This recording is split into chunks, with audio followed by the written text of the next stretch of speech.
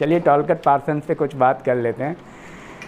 टॉलकट Parsons में एक है स्ट्रक्चर ऑफ सोशल एक्शन। आप जानते हैं समाजशास्त्र क्या है, इसके बारे में वैज्ञानिकों की क्या राय है। टॉलकट पार्सन्स अमेरिका के महान वैज्ञानिक हैं, पता है आपको, अमेरिकी वैज्ञानिक हैं। और टॉलकट पार्सन्स का भी कहना है मैक्स वेबर की तरह, पैरेटो की तरह, वो भी सामाजिक क्रिया को समाज की इकाई मानते हैं और मानते हैं कि सामाजिक क्रिया के परिणाम स्वरूप सामाजिक व्यवस्था बनती है। क्रिया का इंटरेक्शन होता है, हम आपस में सोशल एक्शन करते हैं। क्या करते हैं? एक्शन करते हैं। तो इसको लेकर के टॉलकट पार्सन्स ने, उनकी पुस्तक है स्ट्रक्चर ऑफ सोशल एक्शन, जो 1937 में लिखी गई। और एक किताब है उनकी सोशल सिस्टम, जो 1951 में लिखी गई। और टॉलकट पार्सन्स का स्ट्रक्चरल एक्शन का जो सिद्धांत है और सिस्टम का जो सिद्धांत है, सोशल सिस्टम पे भी उन्होंने थ्योरी दी है, ये दोनों इंटर रिलेटेड है। वो कहते हैं एक्शन से ही सिस्टम बनता है। तो सवाल ये पैदा होता है कि सोशल एक्शन क्या है। हमने बात की है कि मैक्स वेबर के अनुसार सोशल एक्शन क्या है, आपने जाना होगा, या नहीं जाना है तो वीडियोज़ अवेलेबल है, या फिर हम इस पे बात कर लेंगे।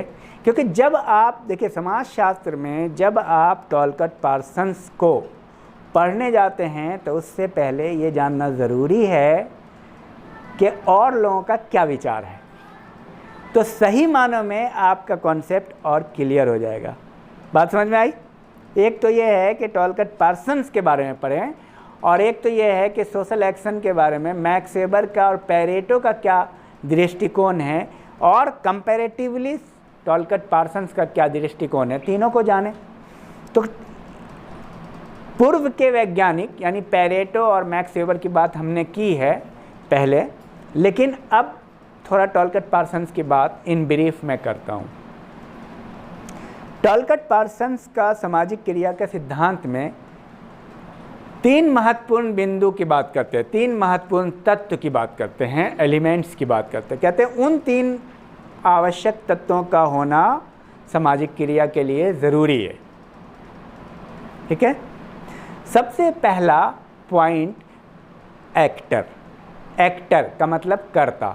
एक्टर का नाम सुना है ना, कर्ता, अर्थात कर्ता का होना समाजशास्त्र में यानी सामाजिक क्रिया के लिए ज़रूरी है।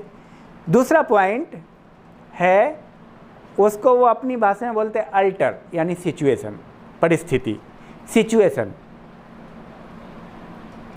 और तीसरा जो एलिमेंट है सोशल एक्शन के लिए वो है लक्ष्य, गोल और मोटिवेशन।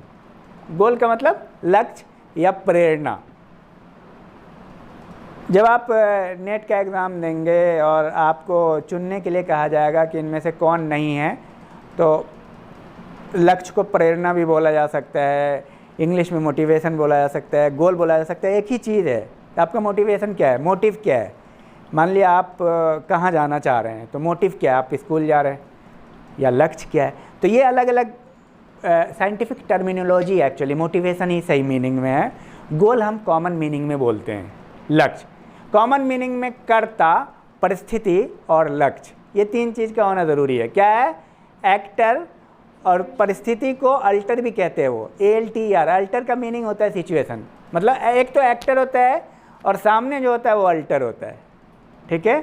और तीसरी चीज़ है सिचुएशन, यानी तीसरी चीज़ है लक्ष्य, यानी आपका मोटिवेशन। कहते हैं कि कोई भी कर्ता तब तक काम नहीं करता जब तक परिस्थितियाँ नहीं होती। बिना परिस्थिति के कोई भी कर्ता, कोई भी एक्टर कोई काम नहीं कर सकता है। और लक्ष्य का होना ज़रूरी है किसी भी काम को करने के लिए। सिद्धांत को अगर आप सिंपली सरल भाषा में समझेंगे तो कोई भी सिद्धांत बहुत आसान है। कॉन्सेप्ट अगर आपका क्लियर है तो फिर आप, जैसे इस पे आप 1 पेज आराम से लिख सकते हैं, कोई दिक्कत नहीं है। अब मैं उदाहरण से आपको बताता हूँ। उदाहरण हम पुट करते हैं जनरली आपका ही। जैसे मान लिया आप IAS की तैयारी करना चाह रहे हैं, तो IAS की तैयारी अगर आप करना चाह रहे हैं तो आप एक्टर हो गए। और लक्ष्य क्या हो गया, IAS, यानी मोटिवेशन आपका क्या है, IAS। और तैयारी करने के दौरान जो सिचुएशन है 2020-21, सिचुएशन है आपका टीचर, सिचुएशन है आपका बुक, ये सारी चीज़ें, उनके लिए जो जो चीज़ें चाहिए, परिस्थितियाँ जो भी है, उन सबको आपको फेस करना पड़ेगा। अगर परिस्थितियाँ एक बड़ा टर्मिनोलॉजी है, अगर आप 100 साल पहले पैदा होते तो IAS की तैयारी नहीं करते, क्योंकि परिस्थिति बदल जाएगी। 100 साल पहले यानी 2000, अभी 20 चल रहा है, 21 चल रहा है, और 1920 में असहयोग आंदोलन की तैयारी कर रहे होंगे आप। असहयोग आंदोलन चल रहा था 100 साल पहले, और चौरा चौरी कांड हुआ 1922 में, और उसके बाद असहयोग आंदोलन बंद हो गया। तो आप 100 साल पहले होते आज की परिस्थिति में, तो आप क्या IAS की तैयारी करते होते, क्या करते होते, असहयोग आंदोलन की तैयारी करते होते। तो परिस्थितियाँ चेंज तो आपका मोटिव चेंज। तो काम करने के लिए यानी एक्शन के लिए, साधारण शब्दों में एक्शन का मतलब काम, बट जब आप साइंटिफिक टर्मिनोलॉजी में अपना आंसर लिखेंगे या कहीं बोलेंगे तो काम नहीं बोलेंगे, तो काम के 1000 मीनिंग है। तो एक्शन का मतलब कोई भी रोल परफॉर्म करना, ठीक है। जब आप समाज में कोई भी काम करते हैं तो उसके पीछे लक्ष्य होता है और परिस्थितियाँ होती है। लक्ष्य, परिस्थिति और एक्टर यानी कर्ता मिल करके उस एक्शन को किया जाता है, वो एक्शन होता है। तो एक्शन होने के लिए 3 पॉइंट, और ये 3 उन्होंने कहा नेसेसरी कंडीशन है, ऐसा नहीं और भी चीज़ें चाहिए जो मैं आपको ऐड कर रहा हूँ। क्या क्या चाहिए, नॉर्म्स, प्रतिमान।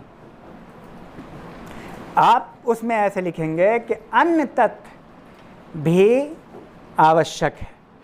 ऐसा नहीं है कि इन 3 की बात की, 3 महत्वपूर्ण है टॉलकट पार्सन्स के अनुसार, लेकिन नॉर्म्स की भी बात करते हैं। नॉर्म्स का मतलब प्रतिमान। अब प्रतिमान का क्या अर्थ होता है, प्रतिमान का अर्थ होता है नियम कानून। यानी अब आप थोड़ा सा और उदाहरण को समझिए अच्छे से। अगर आप IAS की तैयारी कर रहे हैं, परिस्थिति है IAS की तैयारी कर रहे हैं, लक्ष्य हो गया और आप तैयारी कर रहे हैं, तो एक नियम से आपको परीक्षा देनी है, नियम को आपको फॉलो करना है। समझ में आई बात। जैसे एक व्यक्ति अगर नेट की तैयारी कर रहा है, नेट की तैयारी लक्ष्य हो गया, परिस्थिति है कि आप, वो परिस्थिति है कि भाई ऐसा सिचुएशन है कि नेट की ही तैयारी आपको करनी है, प्रोफेसर बनना है, उसके लिए नेट क्वालिफाई होना है, और परिस्थिति में वो बहुत सारी चीज़ें आ गई, टीचर भी चाहिए, बुक भी चाहिए, गाइड भी चाहिए, ये सारी चीज़ें चाहिए, और एक्टर आप खुद है। एक्टर, सिचुएशन और गोल आपका नेट हो गया, नियम भी चाहिए। ऐसा नहीं है कि आज मूड कर रहा है तो आज नेट का एग्ज़ाम दे देंगे, आज ही मन कर रहा है IAS का एग्ज़ाम दे दे तो उसका अपना एक नॉर्म्स है, उसको आपको फॉलो करना पड़ेगा। उसी तरह अगर आप BA करना चाह रहे हैं या MA करना चाह रहे हैं तो उसका नियम है। ऐसा नहीं कि 12 बजे रात में उठे और मूड कर रहा है कॉलेज चलते हैं, तो भाई पढ़ाई करने का मन कर रहा है, तो नियम को आपको फॉलो करना पड़ेगा। ऐसा बोलते हैं कौन, टॉलकट पार्सन्स। ऐसा बिना नियम के आपका सोशल एक्शन नहीं होगा। और सिर्फ नियम ही नहीं है, उसमें एक और ऐड कीजिए, वैल्यू, मूल्य उसको बोलते हैं।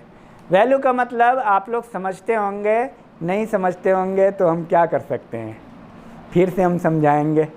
हालांकि बहुत सारी वीडियो भी अवेलेबल है नॉर्म्स एंड वैल्यूज़ पे भी। आप में से कितने लोग हैं जो वैल्यू का मतलब समझते हैं, आप हमें बताइए।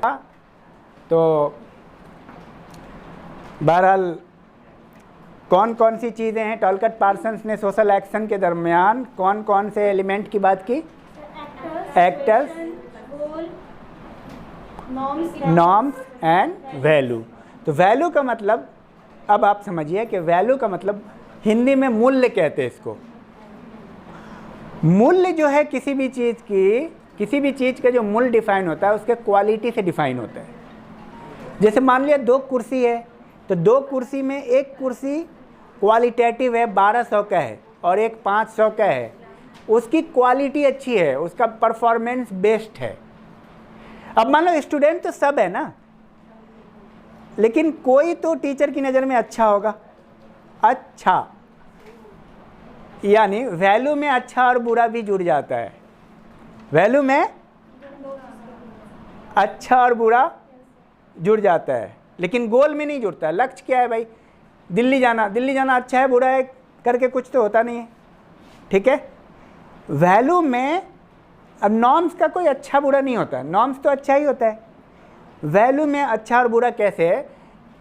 4 स्टूडेंट है या 4 बच्चे हैं, मैं थोड़ा और क्लैरिफाई करूँ, अपने घर में, और आगुंतक आ रहे हैं, मेहमान आ रहे हैं आपके घर में। उस मेहमान को एक ने किया नमस्कार, मामा जी कुछ भी,